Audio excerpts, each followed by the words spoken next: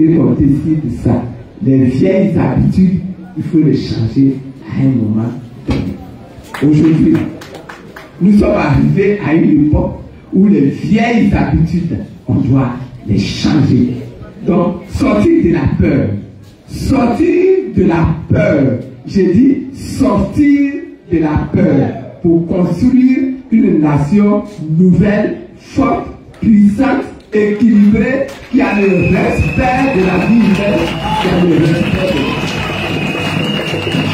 c'est à ça que je nous appelle tous. C'est à ça que je nous appelle tous. Que quand on a une décision à prendre, quand on doit nommer quelqu'un, on ne doit plus nommer quelqu'un parce qu'il est de son ethnie. On ne doit plus nommer quelqu'un parce qu'il est de sa religion. On ne doit plus nommer quelqu'un parce qu'il est de sa famille. On doit nommer quelqu'un parce que la personne est compétente pour faire le travail pour lequel on veut le nommer. C'est la règle de Dieu. Dieu dit, il avait dit déjà à Moïse, il dit, il faut nommer des chefs à la tête du peuple. Le premier critère pour la nomination, c'est la compétence. Le deuxième critère pour la nomination, c'est la crainte de Dieu. Quelqu'un qui n'a pas la crainte de Dieu, il faut l'écarter. Parce que ça fait la crainte de Dieu là, on va respecter la vie humaine. On va respecter les biens des autres. La crainte de Dieu. Le troisième critère, c'est l'intégrité. Celui qui est malhonnête, qui est prêt à aller vous trahir, qui est un menteur, celui-là, il ne faut pas le nommer. Troisième critère, l'intégrité. Quatrième critère, le refus de la corruption. Celui qu'on peut corrompre facilement, mais qu'on peut corrompre, il ne faut pas le nommer. Donc, quand tu diriges le pays là, il faut que ça marche selon des valeurs. Et il faut que pour ces valeurs-là, on prenne des dispositions pour que les valeurs-là soient appliquées. Que ces valeurs-là soient contrôlées. Que ces valeurs-là soient respectées. Nous sommes sortis de la guerre. Et ça a créé un déchirement à l'intérieur de notre nation. Les gens rient aujourd'hui ensemble, gloire à Dieu. Mais les gens se méfient les uns des autres. Dès qu'on donne un nom, qui est un nom du Nord, tous ceux du Sud là commencent à trembler. Et puis c'est de là, où on va là? Est-ce qu'on va s'en sortir à lui? Moi j'ai eu la même chose quand j'ai nommé Claude Dominique, premier vice-président du MGT. Où tu nous amènes là? Il est du Nord, hein? Tu as oublié? Vous voyez? Donc, le problème là, il n'est pas encore complètement réglé. Il faut que dans notre pays, la réconciliation vraie se réalise. Ceux qui ont souffert et qui ont encore de la peine, du chagrin dans leur cœur, il faut qu'ils acceptent de pardonner. Si on ne pardonne pas, le pays là ne va pas redevenir fort. Ceux qui ont mal agi, qui ont fait de mauvaises choses, il faut qu'ils reconnaissent que ce qu'ils ont fait là, ce n'est pas bien et qu'ils demandent pardon aux autres. Donc, pardonner et demander pardon. On va organiser ça. Et pour organiser ça, on va avoir besoin de la sagesse de vous tous. Deuxième chose, toujours dans la réconciliation, les morts, les Européens, les journalistes là, quand ils parlent, ils disent dans le pays, on a eu 3000 morts. Ça c'est un faux chiffre. Allez dans le pays, rien que là-bas, ils se sont mis à compter leurs morts. Ils ont compté plus de 35 000 morts. Rien que chez eux, les guéris. Or, les morts, il y en a liés à Abidjan. Il y en a liés à Yopougon. Il y en a eu même chez moi à Bossou. Il y en a eu à Lakota. Il y en a eu à Boaké. Il y en a eu même à Koro. Les morts, là. Il y en a eu un grand nombre. Comment on doit les honorer? Je souhaiterais qu'on réfléchisse à ça dès maintenant et qu'on décide ensemble comment on va honorer. Est-ce que c'est un monument qu'on va dresser avec le nom des morts là-dessus?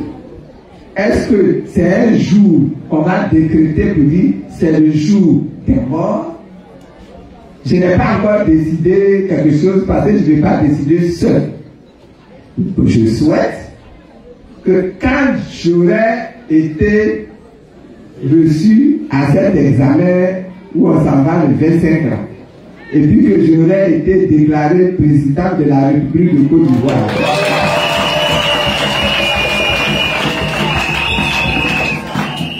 on s'asseye, et puis que chacun donne son idée, et puis qu'ensemble on décide comment on va honorer nos morts. Quel acte on va aussi poser pour que plus jamais quelqu'un qui est fâché, qui est frustré, même s'il a raison d'être fâché et d'être frustré, qui ne se lève plus pour prendre les armes pour aller attaquer son frère.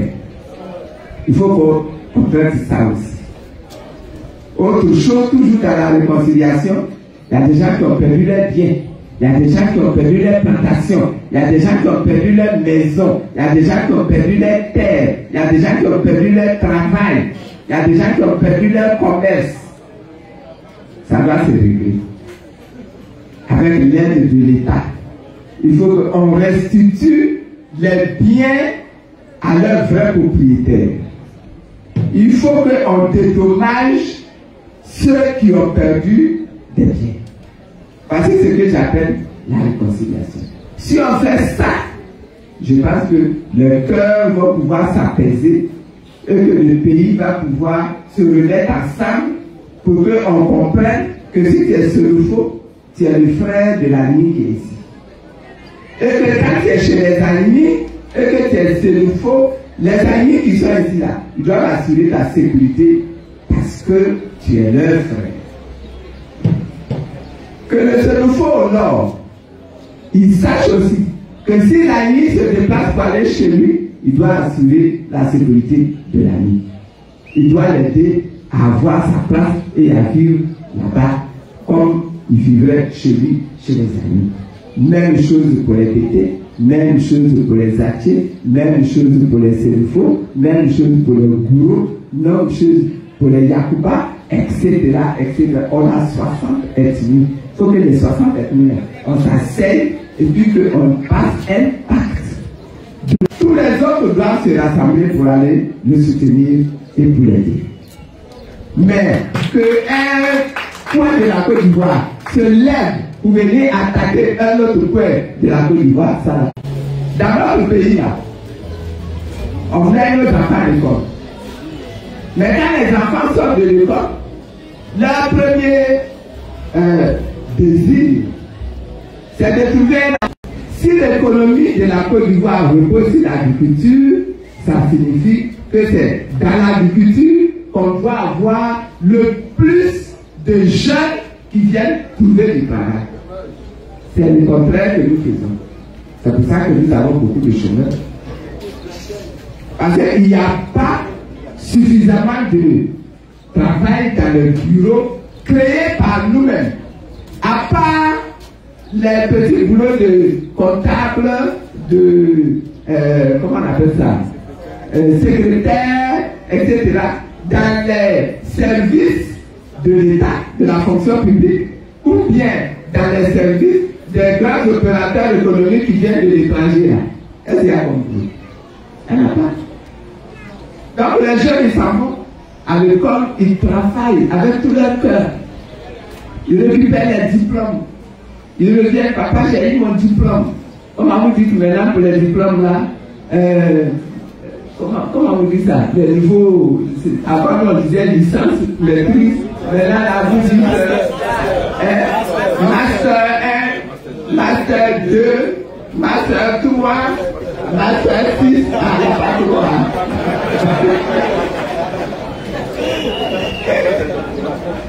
Ah, on dit pas 3. On disait pas ma soeur 6. Et puis quand il vient à son master 2, qu'est-ce qu'il a comme travail? J'ai reçu chez moi 3000 jeunes qui venaient de finir les études universitaires, doctorat. Ils ont soutenu leur doctorat. 3000, ils étaient au chômage. Tous les 3000 là, ils veulent aller trouver de la place pour enseigner. Il n'y a pas suffisamment de place pour enseigner. Parce qu'il n'y a pas suffisamment d'université à Côte d'Ivoire. Donc ils sont au chômage. Ils sont ingénieurs. Ils sont ingénieurs techniques, ingénieurs point et chaussée, et ainsi de cela, et puis il n'y a pas de travail. Ce que moi je propose, c'est qu'on passe de l'agriculture à l'industrie. On passe de l'agriculture à l'industrie. Dans un pays comme la Corée du Sud, en 1960, on était au même niveau, la Côte d'Ivoire et la Corée du Sud. On disait tous les deux, l'avenir de l'économie, c'est l'agriculture. Mais les Coréens, là, ils ont vite compris qu'il faut transformer ce qu'on produit. Donc, avec notre café, avec notre cacao, on doit s'asseoir et dire qu'est-ce que je peux transformer pour obtenir avec mon cacao, qui va me permettre de créer des usines grâce au cacao.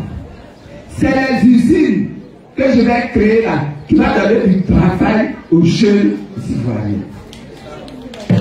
Si je dis à Benoît, on produit l'ananas. Quand on a coupé le fruit de l'ananas, les feuilles là, on laisse pourrir dans le champ. C'est pas ça?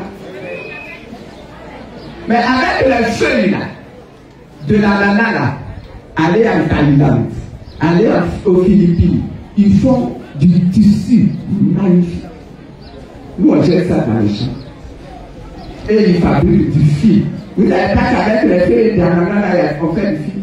Traditionnellement là même, nos parents faisaient du fil avec pour attacher leur fagot, leur machin. Ils font du fil et ils font du tissu magnifique. Ceux qui lisent la Bible, souvent ils écoutent, on a dit que le pharaon était vêtu de fin lin magnifique. Mais le fin lin magnifique là, ça fait les feuilles d'ananas, ça avec le tronc de bananier. On fabrique ça. Ici là, chez les amis là, on mange les bananes, on coupe la banane là, on prépare, on pile et puis on mange. Le tronc de bananier là, on fait quoi avec? J'ai dit un jour Dieu va descendre ici. Et il va nous gifler, nous tous, parce que nous gaspillons toute la richesse qu'il a mis dans notre sol. On jette. Je viens maintenant au cacao. On produit le cacao ici. Quand on a récolté la cabosse de cacao, on a cassé la cabosse de cacao. On prend les fruits qui sont à l'intérieur de la cabosse de cacao. On met ça sur des craies et puis on sèche. Et puis quand on a bien séché, que c'est bien propre là, on prend, on met dans les sacs et puis on donne au blanc. C'est pas ce qu'on fait. Et puis on se bat pour que les blancs achètent ça à un bon prix. Au début c'était 200 francs le kilo. C'est passé à 500 francs le kilo. C'est passé à 1000 francs le kilo. Aujourd'hui c'est 2800 francs le kilo. C'est pas ça. On est content, on vient de devenir riche. Mais le cacao là, quand vous prenez la sève de cacao que vous vendez au blanc, le blanc, il prend la fève, il s'en va, il broie ça. C'est-à-dire, il pile avec des machines, il enlève la poudre de cacao qui est au-dessus là. Et puis, la graisse de cacao là. Il fait du beurre de cacao là. Le beurre de cacao là, il vend ça à plus de 12 000 francs le kilo. Vous avez acheté, vous avez vendu toute la ferme, c'est-à-dire la poudre et la graisse là. Vous avez vendu ça à 2800 francs le kilo. Lui, il prend la graisse seulement, il va vendre à 12 000 francs le kilo. Pourquoi? Parce que vous ne transformez pas. Parce que vous ne transformez pas. L'eau du cacao, quand vous avez cassé la cabosse, l'eau là, vous faites quoi avec? On jette. Et là, il dit, Dieu va descendre. L'eau du cacao là, on jette. Ah, avec l'eau du cacao là, on peut faire du vinaigre, on peut faire du vin, on peut même faire du jus qu'on boit. De la même manière qu'on boit le jus de pomme, on boit le jus de grenadine, on boit le jus de ci, le jus de ça. On peut boire du jus de cacao. On vend dans les magasins. Je ne vois pas ça. Le jus de cacao dans les magasins. Je ne vois pas ça. On peut faire ça. Ça peut être une usine de fabrication du jus de cacao. De la même manière qu'on a à Benoît là-bas des usines qui font l'eau pure qu'on vend. De la même manière, on peut faire le jus de cacao là en bouteille, en boîte, et puis on vend. Mais avec le jus là, on peut faire également du vinaigre. Au lieu d'aller acheter des vinaigres dans le magasin là, toi-même, tu veux manger ta salade là, tu peux faire ton vinaigre avec ton jus de cacao au lieu de jeter le jus de cacao. Avec le jus de cacao là, on peut faire de l'alcool. On peut faire de l'alcool que vous allez prendre pour mettre dans les hôpitaux. On peut faire de l'alcool, de l'éthanol qu'on peut mettre dans des réchauds à la place du gaz là. Et puis ça va faire votre cuisine. L'éthanol là va permettre à vos machines, dans vos usines là, de tourner et que vous ne soyez pas obligé d'aller acheter du carburant ou de payer de l'électricité. Ça fonctionne, ça vous permet donc d'avoir de l'argent à ce niveau-là. Et celui qui fabrique l'éthanol là, il ne crée son affaire, sa société. Celui qui transforme pour avoir la graisse là, il fait sa société. Celui qui broie pour avoir la poudre de cacao, pour faire le chocolat, le Nescao, etc., il a sa société. Alors, voyez le nombre de sociétés qu'on peut créer ici à Boisseau si on se met ensemble avec vous-même, avec l'argent que vous récupérez tous les ans. On se met à créer des usines qui vont vous permettre de transformer le produit. C'est pour ça que je propose que dans la Côte d'Ivoire, on s'organise pour que plus jamais on ait à vendre notre produit brut aux étrangers. Ils vont venir acheter parce qu'ils ont besoin de ça, mais ils vont venir acheter le produit transformé ou au moins semi-transformé et ça va donner du travail à nos jeunes. Mais pour que ça donne du travail à nos jeunes, on est obligé de modifier le contenu de l'école. Celui qui va à l'école maintenant, là, dans ce qu'il va apprendre, il va apprendre aussi comment on transforme le cacao. Il va apprendre aussi comment on transforme la capote de cacao. Il va apprendre aussi comment on transforme le riz. Il va apprendre comment on transforme la lana pour avoir des tissus. Comment on fabrique le tissu. Comment on fabrique même la machine qui permet de broyer le cacao. Ça fait autant de métiers. Et si ces métiers-là sont créés par nous-mêmes, contrôlés par nous-mêmes, ça nous amène à maîtriser notre économie nous-mêmes. On produit de la tchéquette, on produit du manioc. Vous savez que le manioc, c'est ça qui est l'alimentation d'avenir pour l'Afrique. Parce que dans toute l'Afrique, les gens consomment le manioc d'une façon ou d'une autre. Avec le manioc, on a la tchéquette, c'est ça qu'on connaît. Mais nous, les abonnés, avec le manioc, on a la tchoukou, c'est ça qu'on connaît. On a les bénécouments, c'est ça qu'on connaît. les ceux du Bénin ont regardé, c'est ce qu'ils connaissent. Les parents de l'Ouest, là, avec leur prépa, ils ont la banane qui pile, pour les manioc qui pile, pour faire la pâte de manioc, et puis c'est ça qu'ils connaissent. Mais le manioc, ça permet de produire de la farine, presque de même qualité que la farine de blé qu'on prend pour faire le pain. Donc, avec le manioc, on peut faire ça. Avec l'eau du manioc, quand on est en train de, on épluche le manioc, avant d'aller broyer ça dans la machine, son eau on la jette. On va pour laver et puis on jette. Quand on a broyé, on a réduit les manioc en pâte. On presse le manioc, son jus là, on jette. Vous prenez tout ça, vous mettez ensemble. Vous pouvez produire de l'engrais avec. Vous pouvez produire de l'herbicide avec. Vous pouvez produire de l'éthanol avec l'eau du manioc. Avec l'amidon, vous pouvez produire d'autres choses, vous pouvez produire de la colle, vous pouvez produire d'autres choses avec. Vous voyez, le manioc. Et avec le manioc, on peut produire des médicaments. Il y a déjà des études qui sont faites dans le laboratoire par le chercheur. Il y a une dame qui dit, elle a fait toutes ses recherches pour voir comment on prend le manioc pour aider les femmes qui ont atteint la ménopause. Pour qu'elles souffrent moins quand elles atteignent l'âge de la ménopause. Avec le manioc. Avec le manioc, on peut faire beaucoup de choses. Donc, si on se met à faire une vraie activité économique avec le manioc, on va avoir des usines ici, rien que pour le manioc. Et si on a des usines ici, rien que pour le manioc, nos jeunes, ils vont apprendre à l'école comment on fait. C'est pour ça que j'ai dit, on va être obligé de changer le contenu de l'école.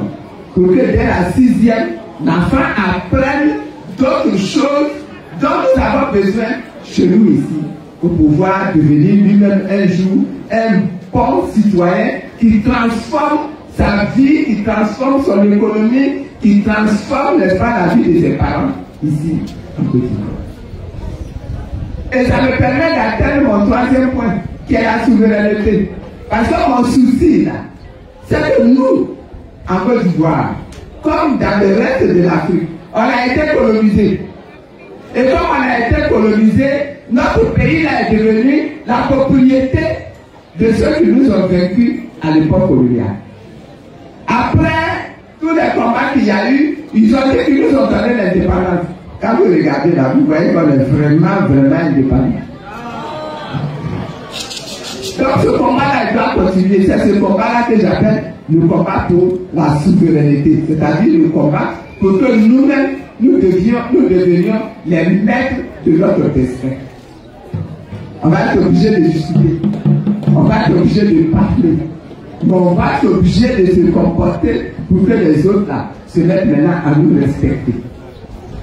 Pour que les autres là, se mettent maintenant à comprendre qu'avec nous, ils doivent négocier gagnant-gagnant et non pas venir nous imposer leur volonté, leur désir. Pour qu'on soit comme ça, il faut qu'on arrive à ne plus être toujours en train de tendre la main pour mendier ce dont on a besoin.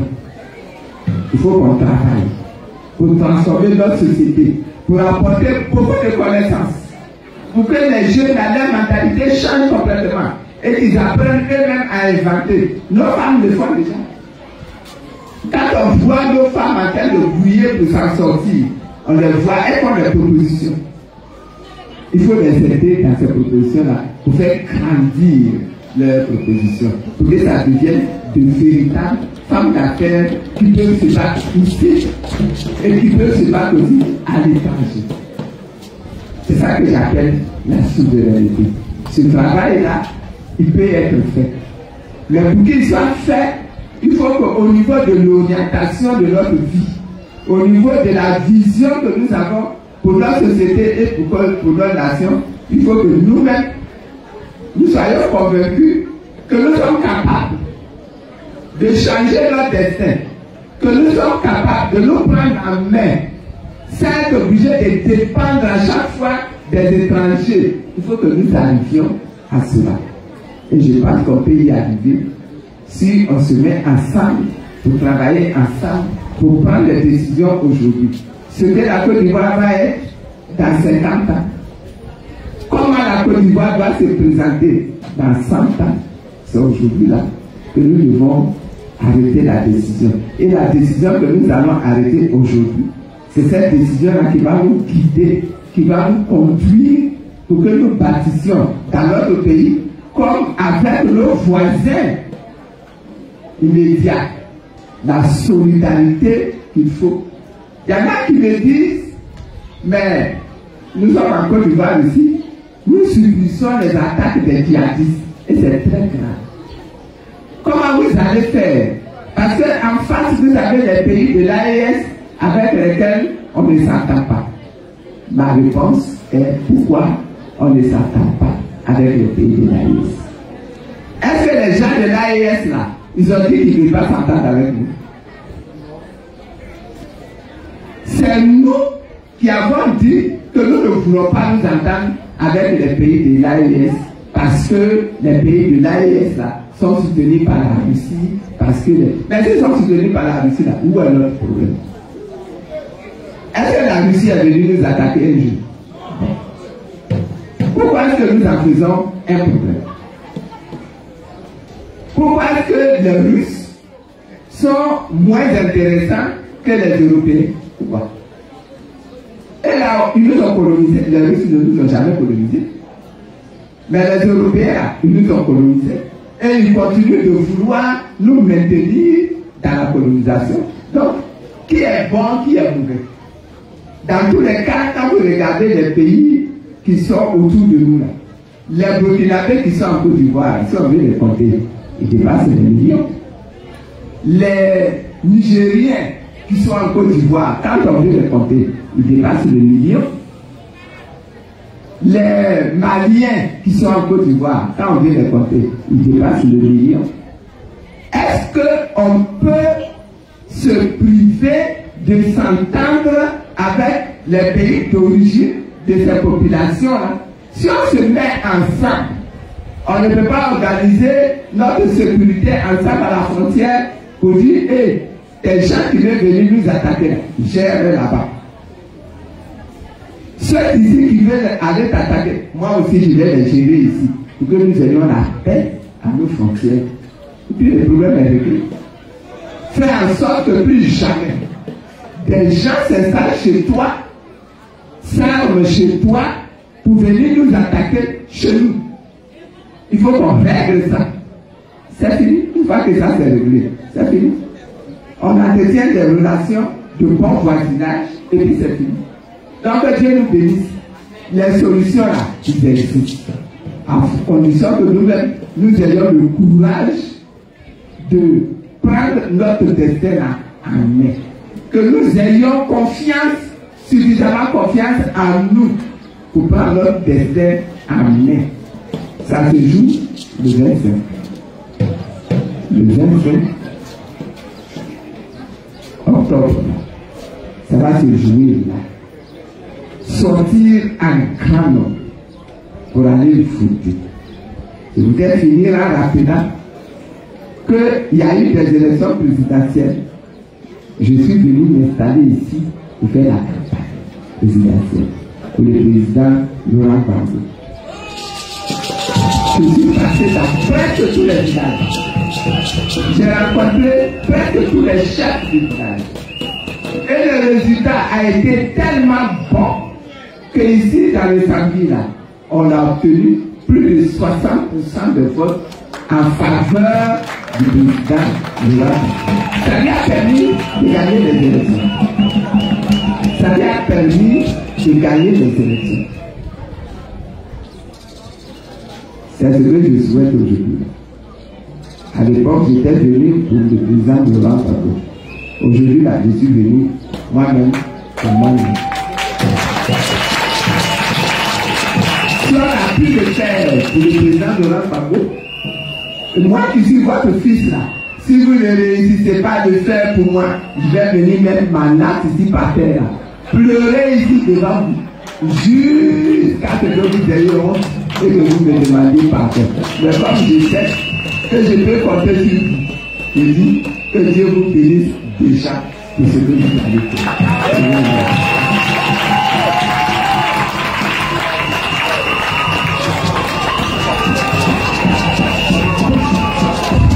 Merci à Madame la Présidente pour ce message adressé. Maman Bateau.